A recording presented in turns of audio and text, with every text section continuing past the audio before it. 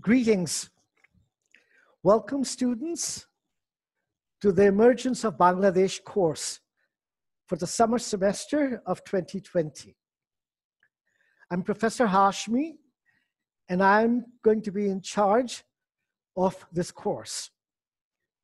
I know many of you are taking this simply because it's required for your graduation. However, let me tell you, this is going to be one of the most interesting and meaningful course you'll be taking during your undergraduate years. In fact, I've come back to teaching after 5 years simply to be able to be part of this course and the learning that we will share. I am personally very excited and hope you will be too. Let me first tell you that this course is about your history, your identity, your roots, your background. It's about where you come from. And the vital reason why that is so important is so that you can understand how that history, that culture, that background that you have shapes both who you are and how you will be part of the new world, how you will be part of the global community, how you will have a shared vision moving forward. This isn't just a history course. In fact, while we will be talking about historical events, the entire purpose is to understand the structures of economics, political structures, culture and language, to make this more of a course on identity. It is interdisciplinary, and therefore we will be bringing in and shaping this learning and our background through the lenses of various disciplines. So to start, we will begin with the Battle of POLASHI. I'm sure most of you have heard of that. That was in 1757 when Nawab Siraj-ud-Dowlah, the Nawab of Bengal, Bihar, and Orissa, was defeated in a battle by Robert Clive of the East India Company. Of course, the fight in the battlefield was of little consequence, simply because a great treachery is what ensured that Siraj-ud-Dowlah would lose. And hence, the sun of independent Bengal was set in a mangrove in POLASHI, just a few miles from the border of what now constitutes Bangladesh. We will also talk about 1857, the first Indian War of Independence, where different kings and princely regions and various groups of people, Hindus, Muslims, and Sikhs, united to wage a national battle against English colonialism. We lost, and the English won, and the empire under Empress Victoria was reestablished. We will also talk about 1947, the independence of India, the end of British rule, and the partition of India into India and Pakistan, the creation of Pakistan. This was met with much joy by millions upon millions of Muslims who felt they found a homeland where they could preach their own religion, where they could lead a life without the domination of what they felt would have been a Hindu Raj. However, in Eastern India, in our part of the world, Eastern Bengal, which subsequently came to be known as East Pakistan, we recognized very early on that dream of a country where we could exercise our freedoms was not to be. We recognized in a few months that while the British Raj had left, while we did not have the Hindu Raj dominating us, we were indeed being colonized and oppressed by a different group, Pakistan, the military bureaucratic state of Pakistan, and the vested interests of the feudal lords of Punjab and many of the Muslim migrant business people. After the events unrolled in then East Pakistan through struggles, finally we had 1971. After a bitter war where 3 million people died, 200,000 women were raped by supposed Muslim brethren from Pakistan, we achieved our independence. We will be in this class touching upon these momentous occasions. However, we are using this merely as a backdrop to understand what also was transpiring. We will try to understand the impact of British colonial rule, the deindustrialization of Bengal, which had a flourishing textile industry. We will learn about how that colonial rule impoverished us, causing 2 major famines, one in 1770 and another one in 1943. These famines were caused by English colonial exploitation. And it wasn't just these famines and impoverishment. It was, as I said, the deindustrialization of Bengal and indeed India. It was really about this loot, this plunder, this pillage that contributed to the industrialization of Britain. This pillage of India, along with the slave trade that the English managed, was the central reason of British prosperity and wealth. This is how British managed to achieve the wealth that they had, to manage to become the colonial power that controlled most of this world. We will also be talking about people, ordinary people, masses of people who had had enough of this exploitation, who said no to the British, who said no to also the oppression of the feudal lords, our people, as zamindars and as kings who oppressed the poor. We will learn about these uprisings against oppression. We will be talking about the Faraisi movement. We'll be talking about Titumir. We will be talking about the Santal Hool. We will be talking about the Indigo Rebellion. It is important that we know this history because these are people's history. We know that we never succumbed to or accepted British rule quietly. There has always been the spirit of fight, of struggle against subordination. That is part of our blood. We will be talking about the Swadeshi movement. Young Khudiram Bose, who was hanged in 1908, and so many thousands of other people who had given their lives and their freedoms being stuck in prison.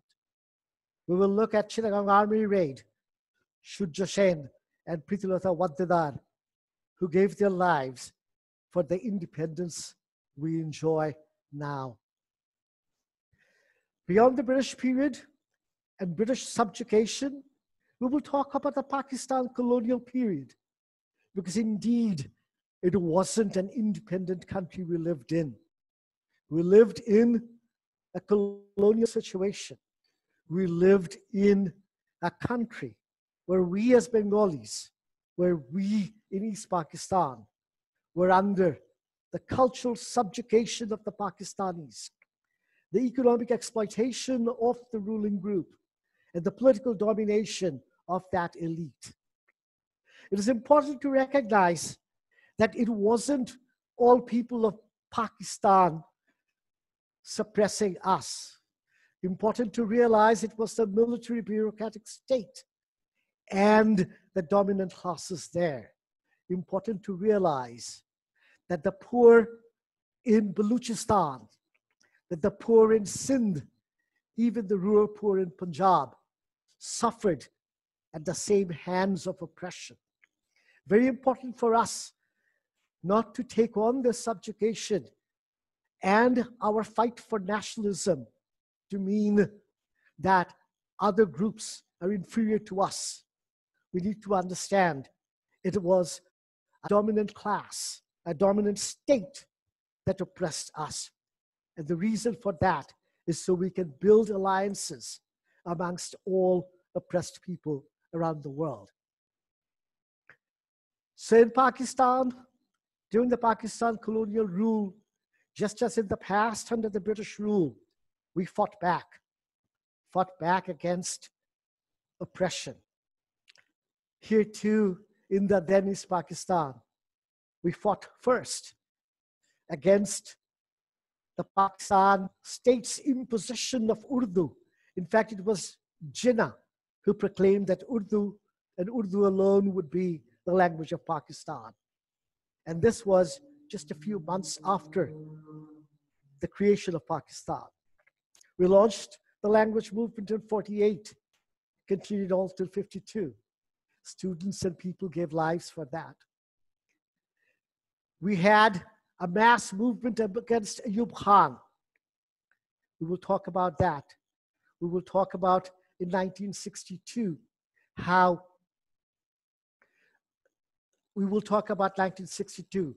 we also fought back against oppressive state policies on education. We will talk about the 1954 general elections when the Jukto Front, the popular voice of the people of East Pakistan, won the elections, but yet were denied the right to rule. We will talk about 1971, the period of March, the non-cooperation movement, and the War of Liberation.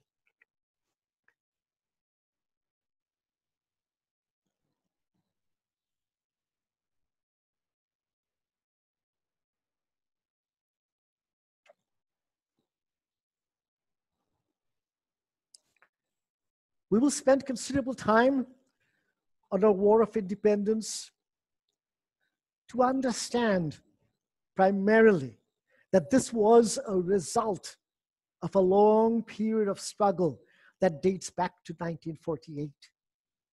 It wasn't necessarily one person or one leader or one party that created the conditions.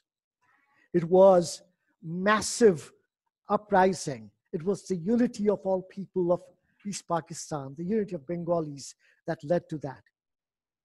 It is important to understand this, to move on to March, to understand the events of March 1971, when we had a full-fledged non-cooperation movement led by Sheikh Mujib, Bangabandhu Sheikh Mujibur Rahman.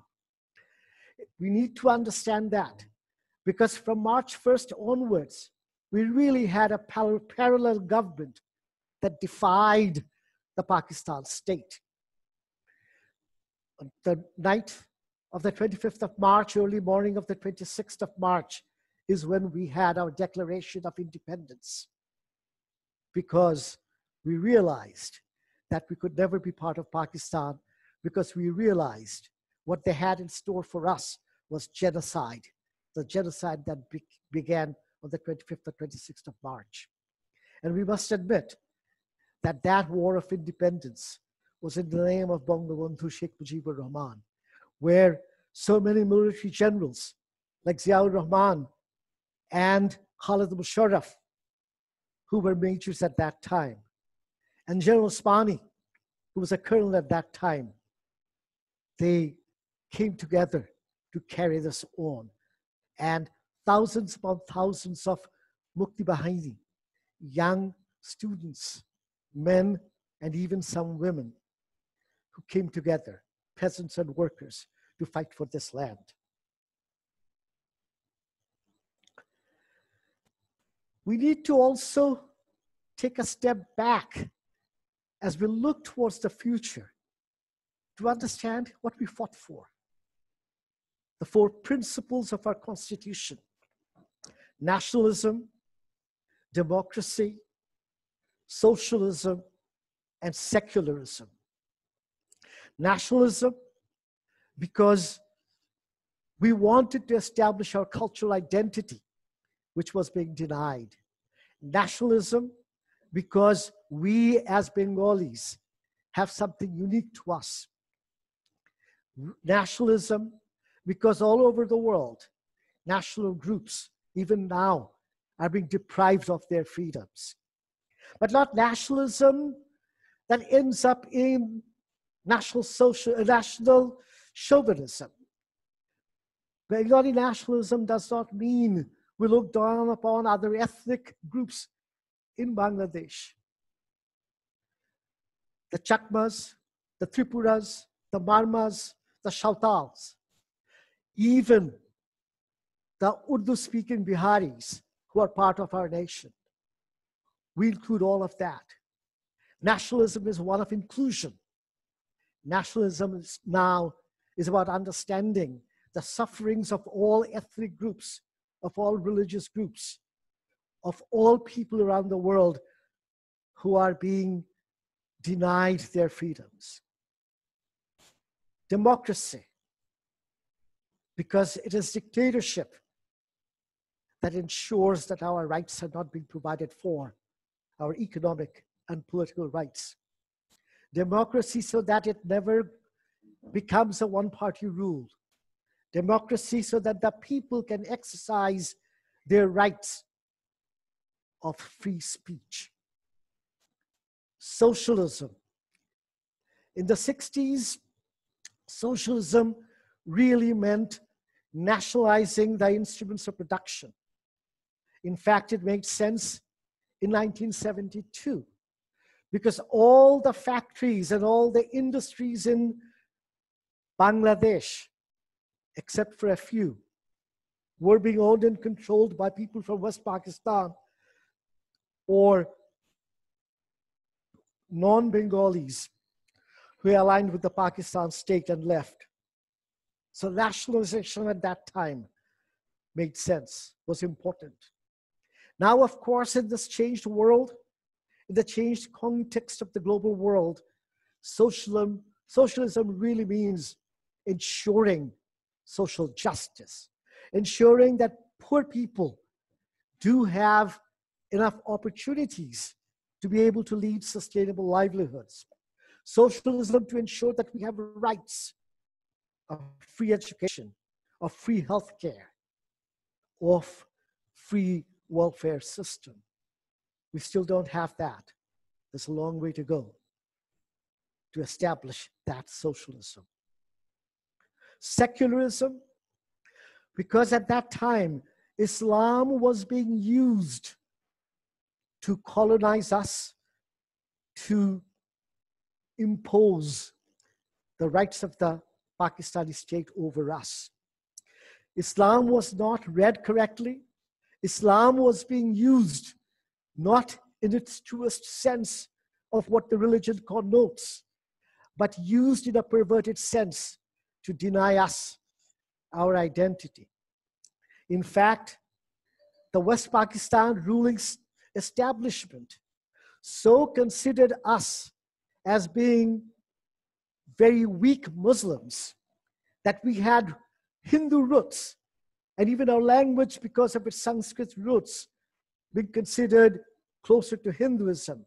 It was that feeling about us that became so pervasive in Pakistan, in West Pakistan, that really allowed for the army of Pakistan to come here and in 1971 to commit this genocide. This genocide and the rape of women were committed in the name of Islam. Women were raped because the Pakistan armies, the Pakistan soldiers, believed that they were spreading Islam through raping our women because the children would be better Muslims than our own children. And people were being killed because we were too close to Hindus. And that is why this distrust of religion, that is why this distrust of any political system that relied exclusively on one brand of religion. Of course, secularism in Bangladesh does not deny religious freedoms. In fact, it is not the denial of any religion. It is the free flowering of all religious sentiments, of all faiths. It is just the demand that state policies be not formed on the basis of any one religion. At the end of the course, we will give you a glimpse of what has been happening since 1972, when we were being called a basket case. Very few people outside of Bangladesh truly believed that we would survive as a nation, as a country. Our economy was backward, industries were shattered, infrastructures were dismantled. But yet, in spite of different governments, in spite of so many crises, natural disasters, as well as man-made disasters, we have made so much headway since 1972. We will spend an hour, one class, at the end of the semester, talking about these achievements in health, in schooling, in social welfare. We have made major achievements in decreasing the extent of poverty. We have made major achievements in so much of human indicators that we should be really proud of. So we will do that. At the end of it, we will leave you both with an understanding of our past, where we are at present, so you can carve out your future, wherever you may be. Yes, we do want you to have some connection to this nation, to this geographic region we call home. But we also want you to be global citizens.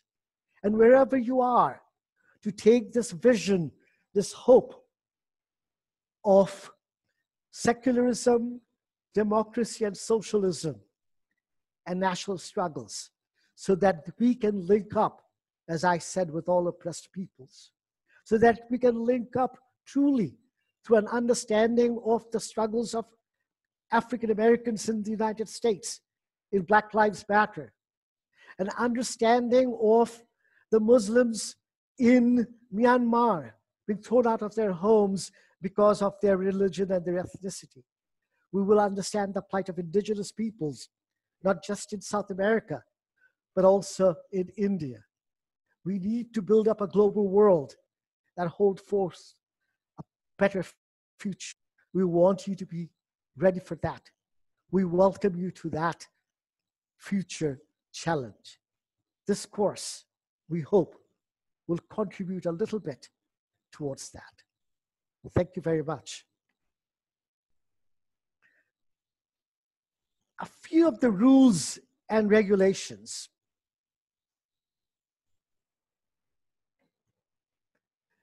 These are difficult times. As you know, we are in the midst of the COVID pandemic, as you know, and so it's difficult to have classes together. We're doing the next best thing. We're doing online classes. And our faculty and so many others have put in long hours to prepare for that. It's going to be difficult for you. But what we've done is we've uploaded all the material in the platform called BUCS, that you should by now be familiar with. We want you to make sure that you do your readings before, and I repeat, before you come to class. You should have your readings done before you come to class. We are not having regular classes, but we will be hosting discussion sessions about 1 hour long during your scheduled class period. We would like all of you to participate in these discussions because all the major issues that you will have read, you will have listened to, we will have time to discuss during that period. I know some of you may find it difficult to join in these discussion sessions because of not having good access to internet. In those cases, we understand, but then please look at the material and look at the write-up after those classes. But wherever you are and whoever you are, if you can, we insist that you join these sessions unless you have technical problems. Ensure that you follow these discussions, that you participate as if you were in a classroom. Sit at a desk or at your kitchen table, which I frankly use as my study desk. Sit there, make sure you have a notebook with you, paper and pencil so you can take notes. Make sure there's no distraction or disturbance around. If you have the luxury to have a separate room, please do so. Be in that with the door closed. If not, if you have a shared room, please try to tell others in your house to be a little quiet during that period. If you have any questions during the discussion, there's a way through Zoom to raise your hand to be able to speak. Please do so. We'll be hearing you. Be respectful of everyone. Be respectful of your teachers. We, in turn, will definitely be respectful of you and the challenges you will be encountering in learning, online learning, as well as participating in discussion groups. Please be in contact with your teachers. You should have by now received an email from them with messages on how to contact them. We already have uploaded a study pack. Please go through that. There are instructions about what to do, and there is information about the class. Please do read it. We look forward to seeing all of you from July 1st. I personally am teaching section 2. So those of you on section 2, welcome again, especially, and I expect to see you on Wednesday, July 1st. Thank you so much for spending this time. God bless you all. Be safe. Take care of yourself.